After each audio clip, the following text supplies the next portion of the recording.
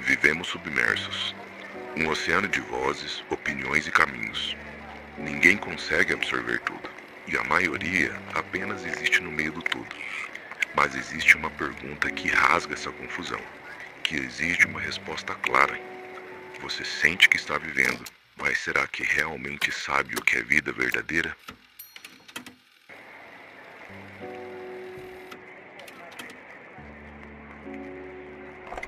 Que a graça e a paz de Jesus Cristo esteja com sua vida, com sua casa. Eu quero convidar você a abrir a sua Bíblia na primeira epístola do apóstolo João. 1 João capítulo 1. Nós iniciamos hoje uma série, estamos dando início a uma série chamada Clareza no Caos. E eu quero ler com você os primeiros 4 versículos dessa série. 1 João 1, versículos 1 a 4. Eu quero ler e orar com você. A palavra de Deus diz assim: o que era desde o princípio, o que ouvimos, o que vimos com os nossos olhos, o que contemplamos e nossas mãos apalparam, isto proclamamos a respeito da palavra da vida. A vida se manifestou, nós a vimos e dela testemunhamos, e proclamamos a vocês a vida eterna, que estava com o Pai e nos foi manifestada. Nós lhes proclamamos o que vimos e ouvimos, para que vocês também tenham comunhão conosco. A nossa comunhão é com o Pai e com o seu Filho Jesus Cristo. Escrevemos essas coisas para que a nossa alegria seja completa. Vamos orar, igreja? Deus, obrigado pela tua boa mão, obrigado por estarmos aqui hoje, são e salvos. E eu não estou falando apenas da nossa igreja, e eu não estou falando de prédio. Eu estou falando do nosso povo, eu estou falando da nossa comunidade. Como o Itacir nos relembrou, que possamos agora interceder por aqueles que sofrem, pelos mais vulneráveis, que tiveram danos significativos nos seus lares, e que o Senhor nos ajude a ser resposta também a estes. Mas obrigado, Deus, porque a despeito de tudo quanto aconteceu entre ontem e hoje, a tua boa mão, a tua proteção estava, está e sempre estará sobre cada um de nós. E agora clamamos para que o Senhor fale conosco, pelo teu Santo Espírito, como seu povo, como família da fé, como sua igreja aqui na terra. Assim nós oramos no nome santo de Jesus. Amém. Amém. Meus irmãos, você já sabe, mas nós vivemos em uma época paradoxal, uma época de contrastes. Nunca estivemos tão conectados, aliás, a expressão que é utilizada para denotar essa geração é uma geração hiperconectada, e ainda assim nunca fomos tão distantes, afetiva, psicológica e emocionalmente. Nunca estivemos tão emocionalmente adoecidos, tenho falado um pouco sobre isso aqui. Estamos em uma sociedade onde pós-verdade e guerras de narrativas tomam lugar dos fatos, e quando isso acontece, a sociedade se pergunta o que é real, o que é concreto, o que é subjetivo, o que é relativo, o que é verdadeiro, o que é falso. Fake news nunca esteve na nossa boca tanto quanto está hoje. Não se fala mais em mentira, se fala em fake news. E quando vivemos em uma época, em uma sociedade assim, nós podemos chamá-la certamente de uma sociedade caótica.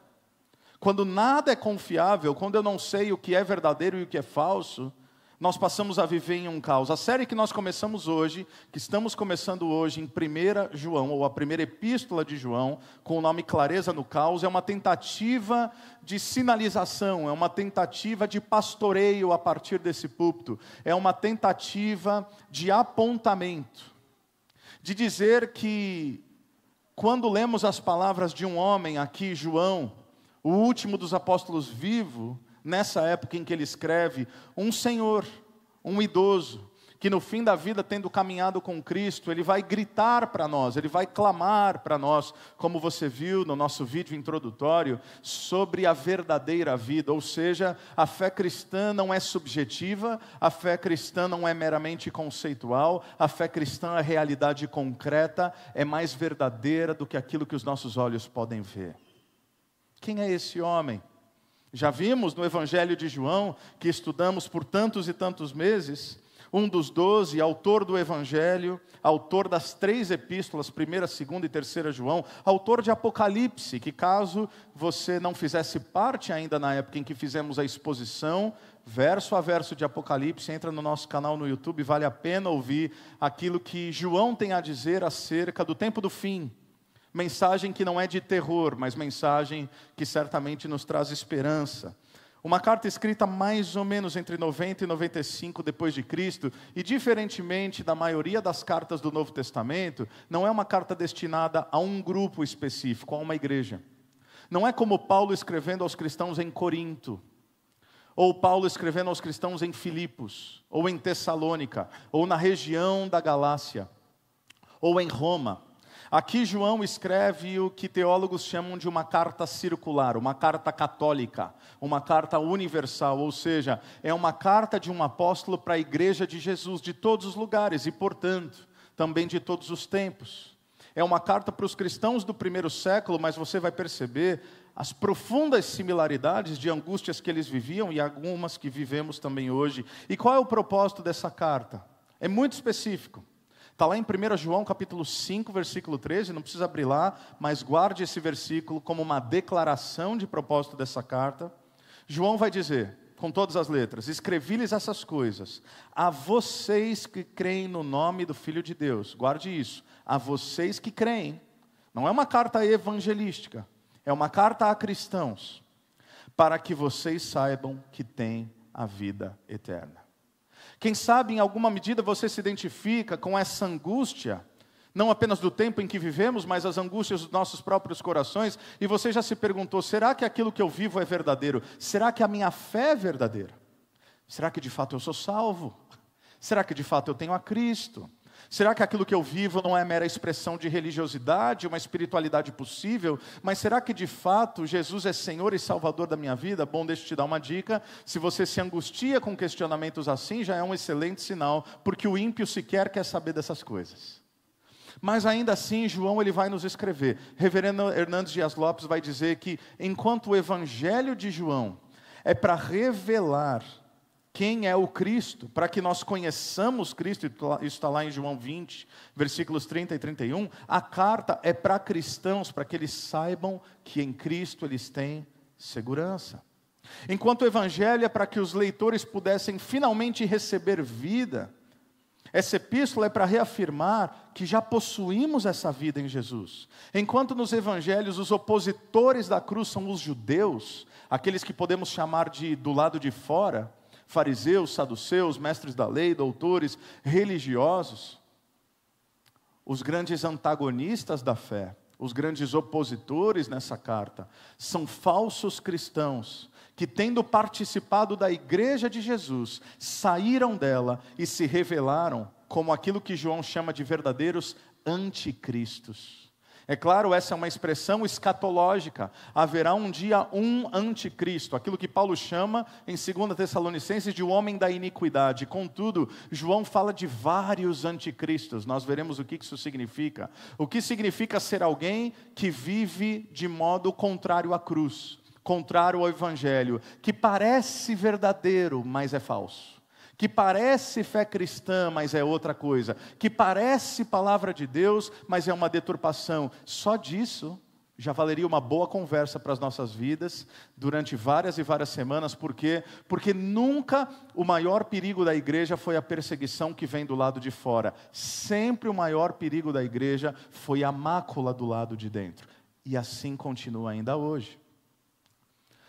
Quando mataram e perseguiram os cristãos, Tertuliano vai dizer que o sangue dos mártires é a sementeira da igreja. Ou seja, você tira nossas vidas como vários e vários milhares de cristãos estão sendo ceifados na Nigéria hoje em dia.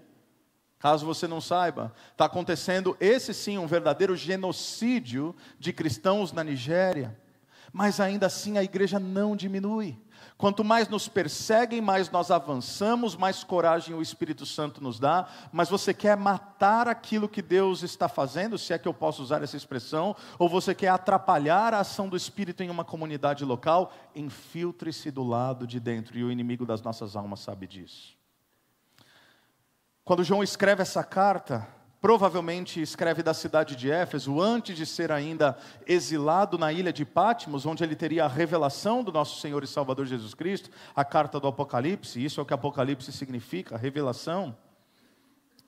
Jesus já havia alertado em Mateus 24 que muitos falsos profetas se levantariam. O apóstolo Paulo, a esses presbíteros em Éfeso, já havia dito que ele tinha consciência que depois da sua partida, lobos devoradores entrariam na igreja. E João vai dizer no capítulo 2 que esses falsos mestres saíram do meio de nós, do seio da própria igreja. E o que eles fizeram? Geraram uma mescla, uma mistura. Um evangelho misturado, um pouco evangelho, um pouco filosofia grega secular, que essa síntese nós conhecemos por uma heresia antiga chamada gnosticismo. Gnosis do grego conhecimento. E acredite, está aí ainda hoje, com outros contornos e outros nomes. Sabe quando? Quando toda e qualquer instituição religiosa, pretensamente religiosa ou não, diz a você, olha, há verdades do universo que só podem ser descobertas a partir de ritos iniciáticos. Há verdades sobre o cosmos e sobre a vida, e há segredos antigos que só podem ser acessados a partir de um grau de conhecimento que não é revelado a todos, enquanto o Evangelho diz que a boa notícia é para os pequeninos, é para ricos e pobres, para homens e mulheres, para todos. Todos aqueles que tiverem sede, venham e bebam da fonte da água da vida. Mas não apenas o gnosticismo aponta para esse snobismo intelectual, aponta para aquele dualismo grego que vimos já no Evangelho de João, que vai dizer, por exemplo, que a matéria é má, que o corpo é mau, e que tudo que é matéria, tudo que é carne é menos espiritual. Aliás, eu falei isso hoje no nosso culto em Maringá. Eu falei, gente, enquanto nós estamos aqui cultuando, nós temos irmãos nesse momento limpando a igreja. O que é mais culto? Os dois são adoração. Os dois são sagrados. Quando eu preparo o meu coração, quando agora fazemos para ouvir a exposição da palavra de Deus, esse momento é sagrado. Mas quando eu abandono meu egoísmo e meu conforto para auxiliar, para amar o próximo, isso é igualmente sagrado. Mas ainda assim, mesmo sem perceber, nós fazemos essa divisão sutil nas nossas vidas, de realidades que são mais ou menos espirituais, que espírito é uma coisa, e carne é outra coisa, e que céu é uma coisa, e que terra é outra coisa. Tanto é que nós crescemos com a expectativa de morrermos e irmos para onde? Para o céu. Bom, não é isso que é a promessa da palavra de Deus. A promessa da palavra de Deus não é desencarnar, isso é outra coisa. Desencarnar para encarnar de novo é outra coisa, não é evangelho. A promessa da palavra de Deus não é vivermos como fantasmas pela eternidade, em uma realidade metafísica, celestial, que ninguém sabe onde está. Uma das últimas visões desse mesmo João em Apocalipse, não é que a gente sobe, é que a cidade santa desce. Que a nova Jerusalém, preparada e adornada por Deus, desce, e ali habitaremos com o Senhor por toda a eternidade, porque Ele fará novos céus e nova terra. A restauração de todas as coisas não é uma desistência da boa criação divina, é uma ressignificação e um retorno ao plano original. Deus nunca mudou de ideia. Deus não vai destruir esse mundo, Deus vai reconstruir, Deus vai renovar. E é por isso que nós desfrutaremos de um mundo ainda melhor, com Ele, por Ele, para Ele e através dEle. E por que não dizer, uma das grandes doutrinas da fé cristã, que os gnósticos não acreditavam, uma das mais importantes, é que Deus encarnou. Deus veio em carne. Deus morreu em carne. Deus ressuscitou em corpo. Ascendeu aos céus em corpo. Nós não somos espíritos ou almas penadas caminhando, nós somos gente de carne, de osso, e que agora temos o Espírito vivificado, porque recebemos vida em Cristo Jesus. João vai falar sobre isso, e sobre muitas outras coisas, mas é tão importante que logo de cara, nós compreendamos onde é que nós estamos pisando aqui, e o que motiva João a falar o que ele tem a falar. Bom, dito isso, se você está familiarizado com algumas das cartas do Novo Testamento, sobretudo as cartas paulinas, você tem sempre um padrão, uma identificação. Por exemplo, eu, Paulo, apóstolo de Jesus Cristo. Já leu assim? Eu, Paulo, prisioneiro de Cristo. Eu, Paulo, servo de Cristo. A vocês, graça e paz. Nas cartas pastorais ele adiciona misericórdia. Graça, paz e misericórdia, porque eu acho que os pastores precisam de fato. Para a igreja toda, graça e paz. Para os pastores, 1ª, 2ª Timóteo e Tito, graça, paz e misericórdia para vocês. Dito isso, há uma norma, há uma identificação. Quando eu mando uma mensagem para você, eu me identifico. Normal. Não aqui.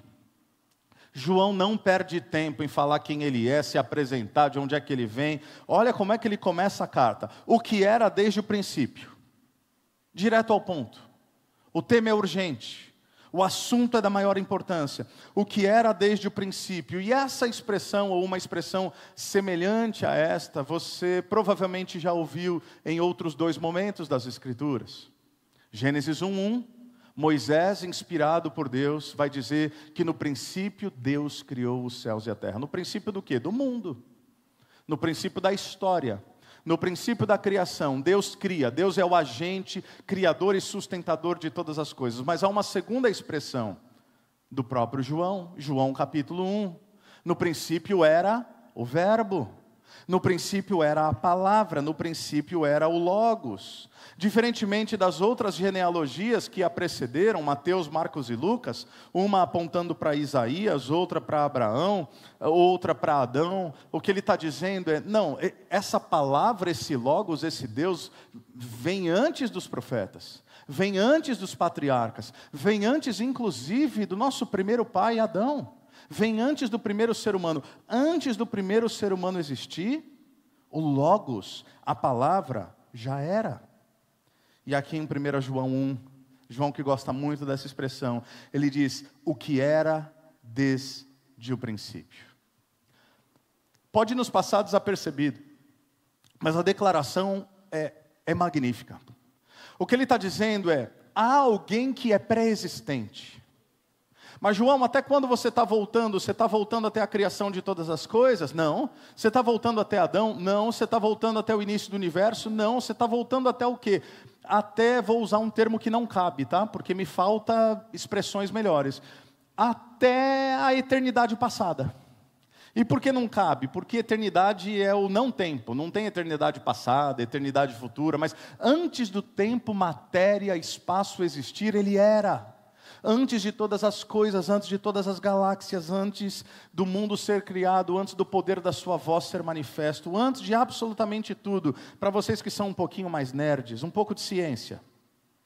Só para você ter uma noção do que a gente está falando. É dito que nós vivemos em uma galáxia, Via Láctea, que possui aproximadamente 200 bilhões de estrelas. Eu vou dar algumas informações, vai guardando aí, somando, depois eu pergunto quanto deu a conta, tá? Na nossa galáxia, 200 bilhões de estrelas, estima-se. Apenas naquilo que é chamado de o nosso universo observável, não quer dizer que é tudo que há, mas o universo observável, estima-se algo em torno de 100 a 200 bilhões de galáxias. Nossa galáxia, 200 bilhões de estrelas. De 100 a 200 bilhões de galáxias. Esse ano, para você ter uma dimensão, aquele baita telescópio James Webb descobriu a galáxia mais distante de que se tem conhecimento até hoje. É a MON Z14. Sabe a quanto de distância ela fica? 33,8 bilhões de anos-luz. Quanto que é um ano-luz? Só para você ter uma mera dimensão. Se você fosse colocar em distância, a velocidade da luz é aparentemente ou aproximadamente 300 mil quilômetros por segundo. Velocidade da luz é percorrer 300 mil quilômetros em um segundo. Isso é a velocidade da luz. Para chegar nessa galáxia, você multiplica isso por 33,8. E aí você tem o quê? Um ano-luz transformado em quilômetros é aproximadamente 9,46 trilhões de quilômetros. Aí sim, você multiplica isso por 33,8 bilhões. Quem é bom em matemática, deu quanto? Pois é. Lembra daquela coisa de potência de 10 na escola? Potência de 10, 1, 2, 3, 4, 5, 6, 7, 8, 9, 10, 11, 12. O que isso tem a ver com o que a gente está falando?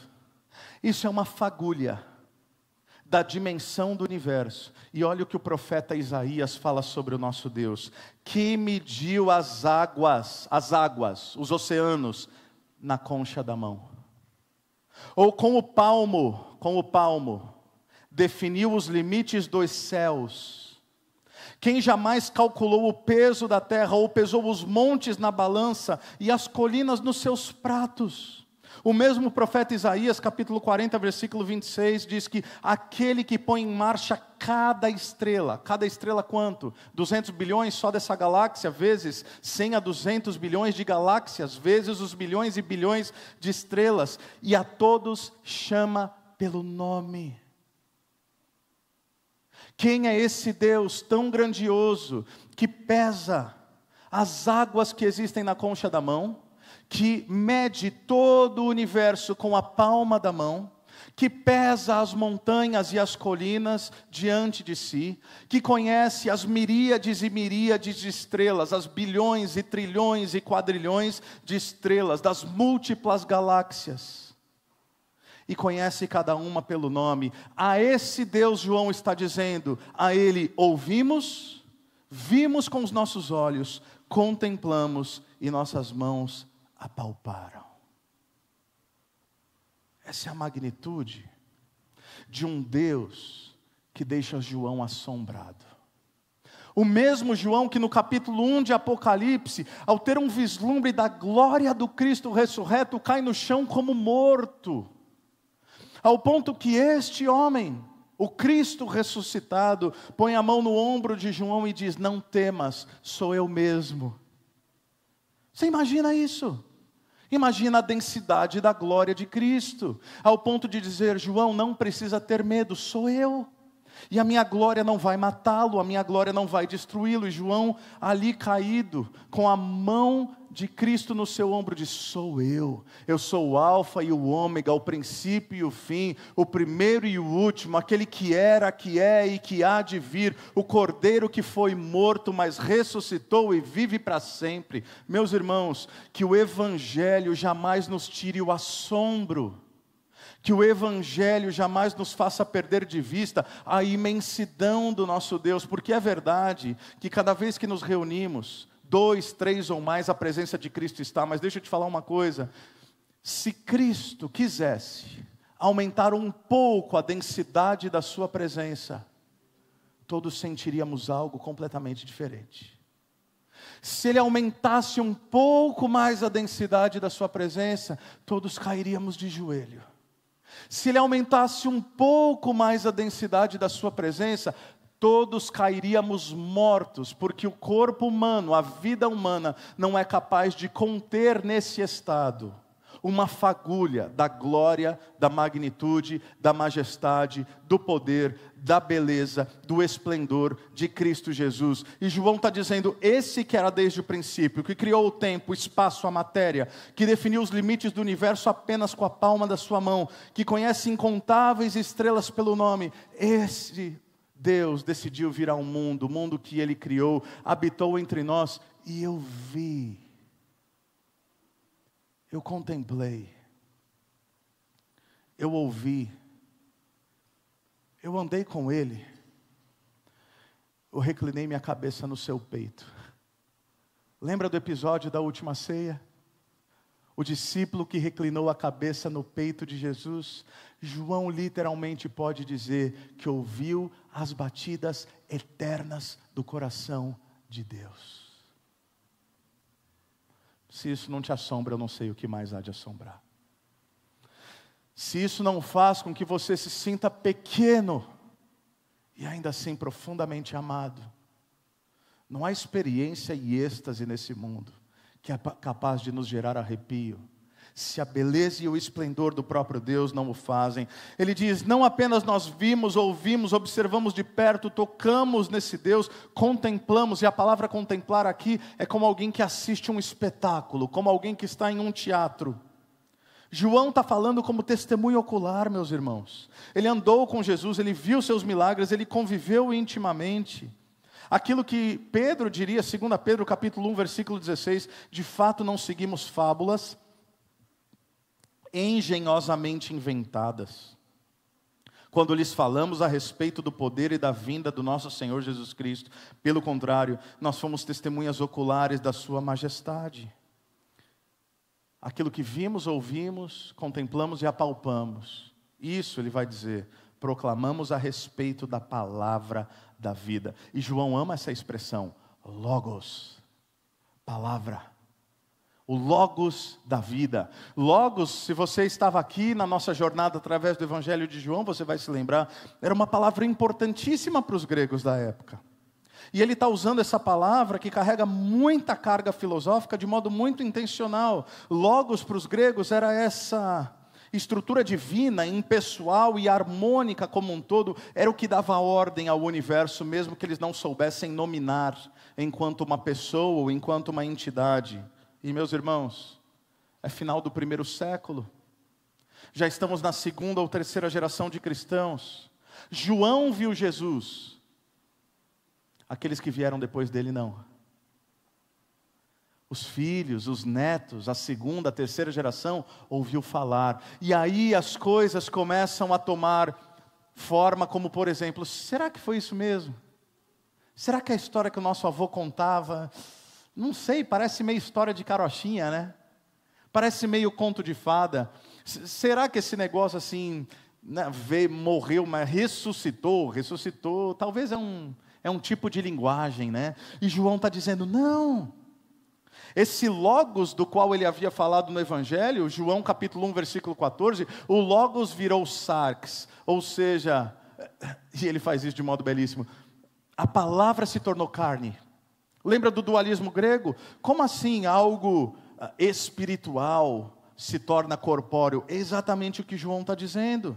Como assim um mundo onde é pensado que a matéria é má, que o espírito é bom, que o importante é o mundo das ideias? E aí João vai construir toda a sua tese, essa carta, para dizer o seguinte, este Deus é Jesus, e Jesus é o verdadeiro Deus.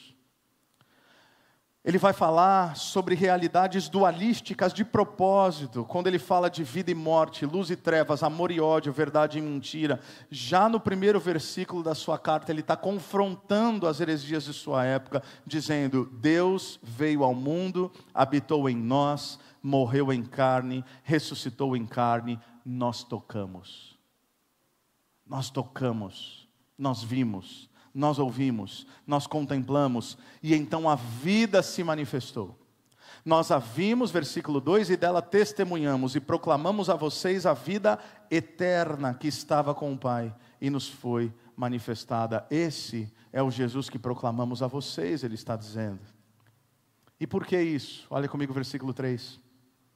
Nós lhe proclamamos o que vimos e ouvimos, para que, olha a razão, vocês também tenham comunhão conosco, e nossa comunhão é com o Pai e com o seu Filho, Jesus Cristo. Qual é o propósito de João começar de modo tão avassalador a sua carta, nesses primeiros 2 versículos? Qual o propósito da vinda desse Deus que invade a história? Você está pronto? É simples e ainda assim é transformador.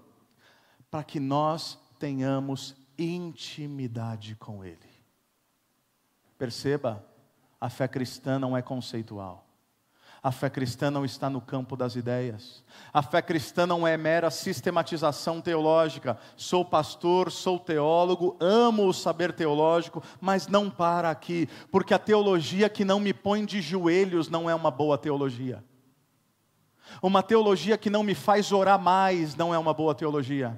Uma teologia que não me faz jejuar mais não é uma boa teologia, porque é possível que tenhamos uma vida moralmente adequada, teologicamente correta, exteriormente desejável, mas sem transformação, porque se o meu coração não anseia por este Criador, eu devo, e esse é o primeiro teste, questionar inclusive a veracidade da minha fé.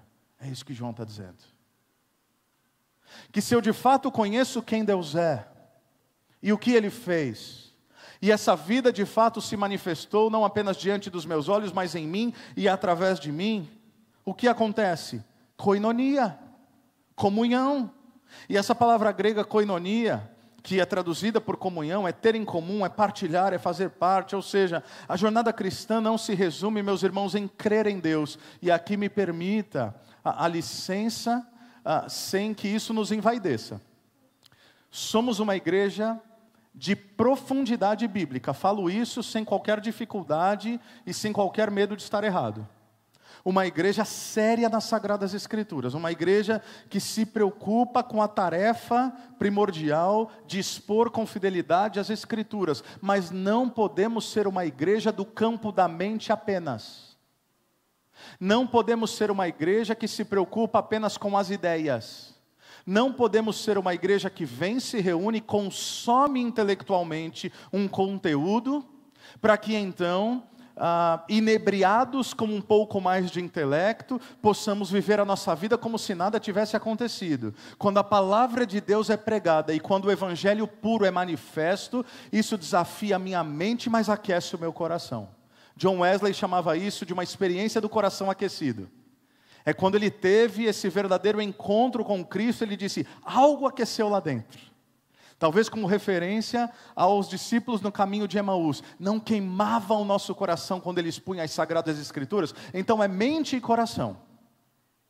É mente porque nos desafia a pensar. É coração porque transforma nossos afetos. Não pode ser só mente, senão é conceituação estéril. Não pode ser só coração, senão é emocionalismo barato. Como diria Dr. Martin Lloyd Jones, é a lógica em chamas. Lógica em chamas. Quando o evangelho é pregado com fidelidade, e quando ele é carregado aos nossos corações pelo Espírito Santo, algo acontece na minha mente e no meu coração. E repito, esse talvez é o primeiro grande teste dessa carta, porque é possível crer nas coisas certas, mas não experimentar um relacionamento com Deus de fato. Porque se a sua fé é moralmente adequada, mas se não há transformação visível, João diria, você não é um cristão. Forte isso, né? Se você sabe as coisas certas, se você pratica coisas corretas, mas não há verdadeira transformação, de dentro para fora, que pode ser percebida e analisada, aquilo que os evangelhos dão o nome de fruto, você não está na verdade. João vai falar mais sobre isso. Ter comunhão com Deus através de Cristo, meus irmãos, significa que nós recebemos a mente de Cristo. Uma nova mentalidade, Paulo falaria sobre isso. Significa que as prioridades dele se tornam as minhas prioridades, que nós aprendemos a enxergar a vida pelos seus olhos, que nós começamos a amar as coisas que ele ama, odiar as coisas que ele odeia. Significa que nós nos parecemos mais com Jesus. Quem é casado aqui? Levanta a mão. Ok. Eu e a Aline somos casados há 18 anos. E quem é casado há tanto tempo quanto nós, ou mais tempo do que nós, sabe exatamente do que eu vou falar. E até vocês que são casados há menos tempo, vocês vão se identificar em alguma medida. No começo do casamento eu tinha que perguntar as coisas para a Aline. Hoje eu sei. Você entende o que eu quero dizer? Você que é casado há alguns anos, quando alguém chega para mim e fala, Diego, você não quer perguntar para a Aline tal coisa e tal coisa? Eu nem preciso. Porque eu sei se ela vai gostar, eu sei se ela não vai, eu sei se ela vai querer, eu sei se ela vai ficar confortável ou desconfortável. Você não quer convidar a Aline para ir em tal lugar? Eu nem preciso, eu sei que ela não vai. Ou vai, a depender do lugar. Quando nós estamos no mesmo ambiente e acontece uma situação, a gente não precisa nem trocar o olhar. Antes a gente trocava o olhar. Agora no ar, sem um olhar para o outro, a gente já sabe o que um e o outro está pensando. Não é incrível isso? Você entende o que eu quero dizer? Você que está casado há algum tempo, você pega no ar, você sabe, você não precisa perguntar por quê intimidade e tempo juntos. Meus irmãos, se isso é verdade em uma realidade conjugal, acreditem, na dimensão do nosso relacionamento com Deus é muito mais profundo. Porque o Espírito Santo de Deus passou a habitar em nós, Ele fez morada em nós. A W. Tozer dizia que o homem que realmente deseja conhecer a Deus precisa dedicar-lhe tempo, muito tempo, e me permita a sinceridade. Esse texto me exortou essa semana. Eu preciso orar mais. Eu preciso ler mais a Bíblia. Como assim, pastor? O senhor não lê a Bíblia para caramba? Eu leio a Bíblia para caramba. Mas às vezes com um olhar técnico. Às vezes para preparar sermão.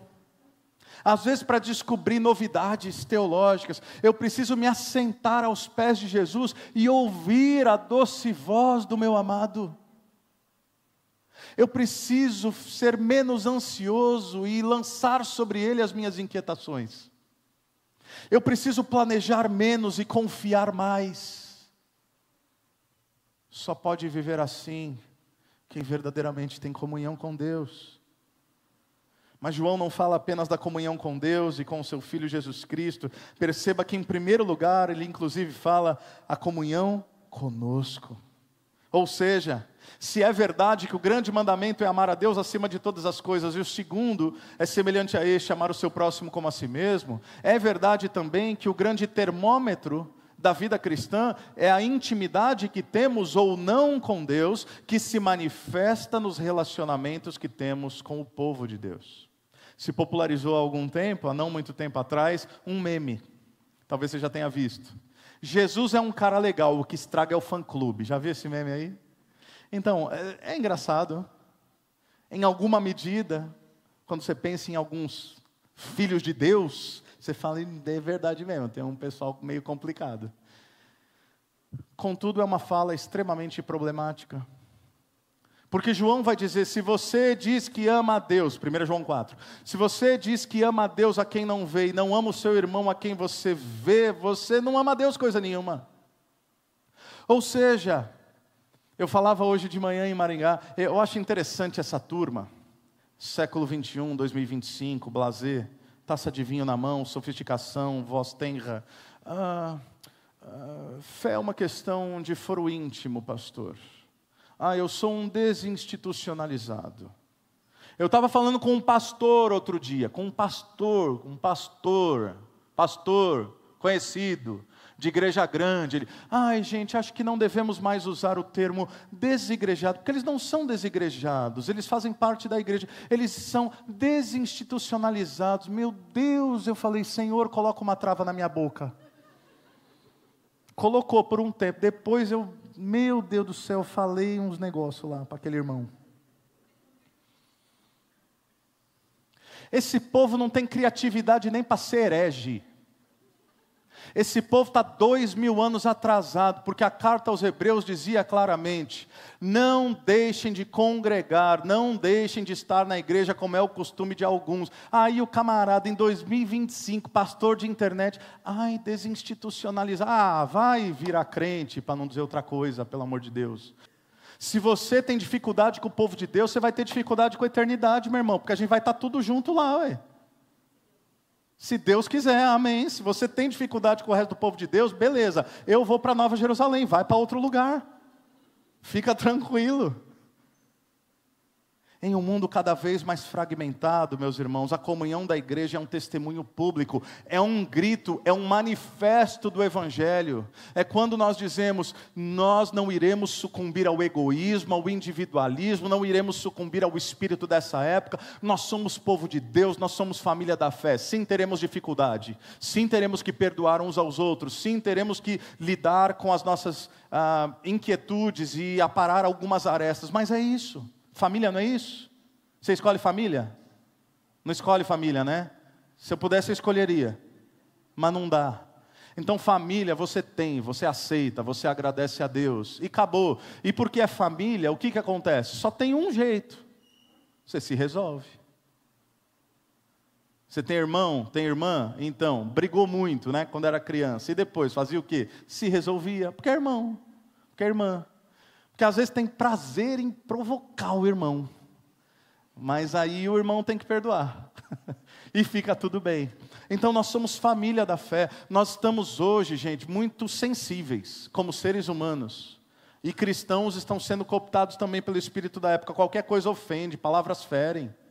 Então fica um negócio assim, não pode falar nada, saiu da igreja, não olhou na minha cara, não toco mais no louvor, não sirvo mais não sei aonde. Não estou dando recado, eu não dou recado de púlpito, em nome de Jesus, estou falando sério, eu não dou recado.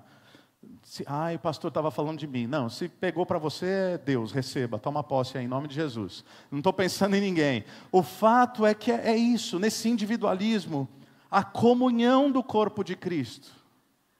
É um convite à entrega, é um testemunho, é uma proclamação. Não é mais você e Deus, é nós e Deus. A oração do Pai meu, é essa a oração que Jesus ensinou?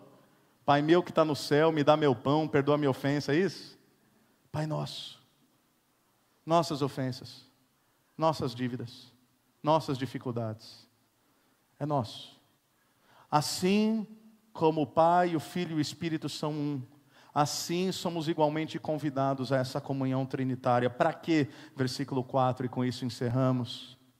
Escrevemos essas coisas para que a nossa alegria seja completa. Nossa quem? De João, dos apóstolos, do povo de Deus. Porque o resultado dessa comunhão é exatamente esse. Jesus em João 15 já havia dito: eu sou a videira, vocês são os ramos. Se vocês permanecerem em mim, vocês terão vida. Em João 16 ele vai nos dizer que a plenitude de alegria e de vida vem da vida de oração. E aqui João vai falar que essa alegria, ela advém da nossa comunhão íntima com Deus. E meus irmãos, preste atenção nisso. Se existe algo mais precioso na Trindade, é a comunhão. Uma comunhão eterna. Deus Pai, Filho e Espírito Santo em plena comunhão. O mesmo Deus em 3 pessoas distintas, até que em um momento da história, um único momento da história, o que não havia acontecido até aquele momento e não aconteceria desde então, um dos membros da Trindade, com seus braços abertos, clamou algo com profunda angústia: meu Deus, por que me desamparaste? Na cruz do Calvário, Jesus foi momentaneamente abandonado, excluído, cortado da comunhão com o Pai. Sabe para quê? Para que eu e você fôssemos incluídos nela. Jesus disse: meu Deus, por que me desamparaste? Para que eu e você, quando passarmos dessa vida para a próxima, não tivéssemos que dizer as mesmas palavras. Porque se Jesus se calasse e preservasse a sua comunhão, nós seríamos afastados. Mas porque Jesus foi momentaneamente cortado da comunhão, nós fomos incluídos.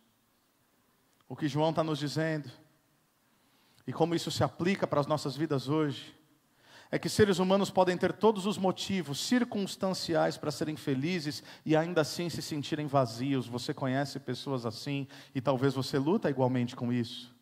Mas se você tem comunhão com Deus, se você tem comunhão com o Pai, através do Filho, pelo poder do Espírito, então você possui algo que o sofrimento não pode roubar e a morte não pode reter. Enquanto o mundo, meus irmãos, busca alegria em prazer, sucesso, aprovação, João mostra que a verdadeira alegria não depende de nada disso.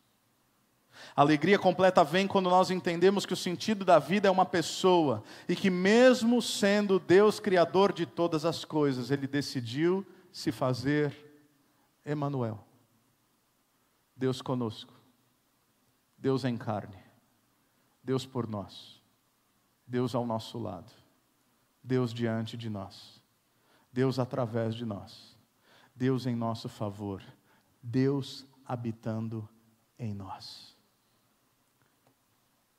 Você quer ser feliz? Pergunta simples e ainda assim estranha, né? O segredo João diz de cara: a única maneira de ser feliz de verdade é em comunhão com Deus vivo e verdadeiro. Amém? Vamos ficar de pé, agradecer ao nosso Deus. Senhor Deus, nós te louvamos por essa alegria que não nos pode ser tirada. Que circunstância, mal, realidade alguma é capaz de reter, possuir, roubar ou desvirtuar. Obrigado porque ela brota de Ti, ela é encontrada em Ti, e agora ela também está em nós. Como Paulo diria aos Filipenses: alegrem-se. Novamente direi, alegrem-se. Ele fala isso dentro de uma prisão. Esse mesmo Paulo, que citamos semana passada, que declara algo magnífico: pois aprendi o segredo de estar contente em toda e qualquer situação, tendo muito, tendo pouco, e fartura, e escassez, porque posso todas as coisas naquele que me fortalece. A nossa força não está no nosso mérito, performance, desenvolvimento, conhecimento, intelecto, eloquência, oratória. A nossa força vem de Ti, Deus. Portanto, fortaleça o cansado, anime o abatido, impulsione aquele que está parado, console o que está ferido, encoraje aquele que precisa hoje de ânimo. E a todos nós, sopre sobre nós o Teu Santo Espírito, Espírito de comunhão, Espírito da verdade, Espírito de alegria, Espírito de vida. Assim nós oramos no nome santo de Jesus. Amém. Amém.